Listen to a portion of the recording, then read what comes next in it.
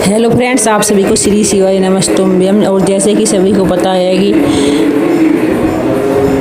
3 दिन की कथा दिल्ली बुराड़ी में हो चुकी थी और 24 तारीख की रात को जो तूफान आया था उससे सब कुछ आप देख सकते हो अस्त व्यस्त हो चुका है और पंडाल वगैरह सब टूट गए हैं और पूरा निरकारी मैदान में जल भर गया है। तो देख सकते हैं तो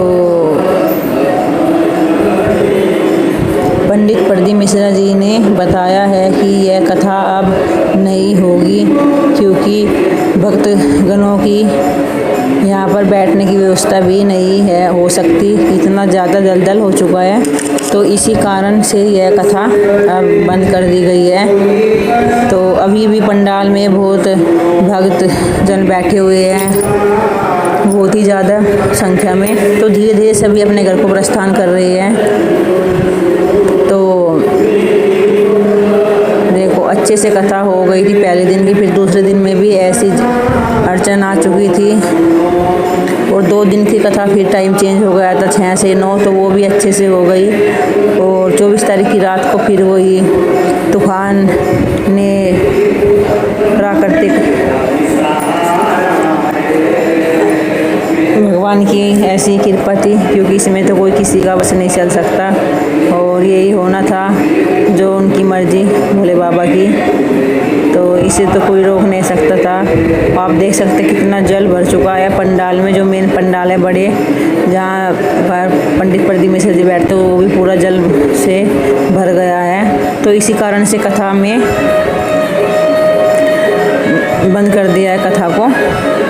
तो प्रदीप पंडित मिश्रा जी ने बताया कि अगर भोले बाबा की कृपा होगी तो फिर दोबारा से 7 दिन की कथा होगी, जब कभी भी यहाँ पर आना होगा और कथा रखी जाएगी।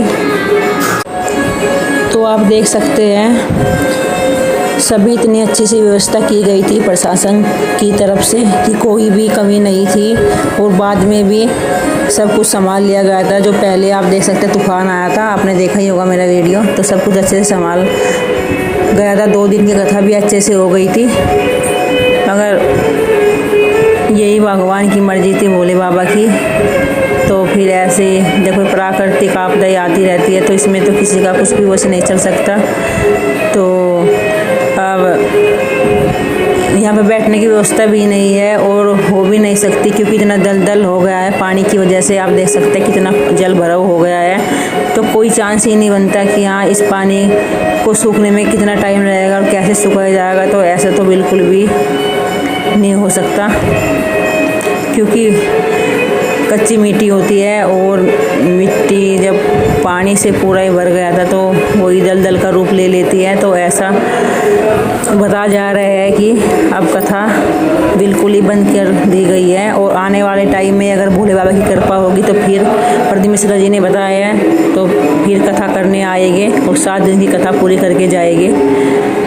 तो सभी भक्त जन बहुत दूर दूर से आए थे 7 दिन की कथा सुनने के लिए, तो 3 दिन की कथा ये सुन पाए हैं। तो ये भी उनका सौभाग्य ही है कि 3 दिन की कथा सुन पाए हैं। यानी तो तूफान और बारिश की वजह से पहले दिन की कथा के बाद ही ये हालात सब ऐसे हो गए थे कि सब कुछ दोबारा ही ठीक करना पड़ा और फिर सब दोबारा ठीक करना पड़ गया था। और फिर भोले बाबा की कृपा थी कि फिर 2 दिन की कथा सुनने के बाद फिर ये सब अस्त व्यस्त हो चुका है। तो अभी सभी धीरे धीरे सभी भक्तजन अपने घर वापस जा रहे हैं और इतनी तैयारी इतनी सब कुछ अच्छे से किया गया था कि देखकर दुख भी होता है कि इतने दिन से लगे हुए थे, काफ़ी दिनों से तैयारी चल रही थी।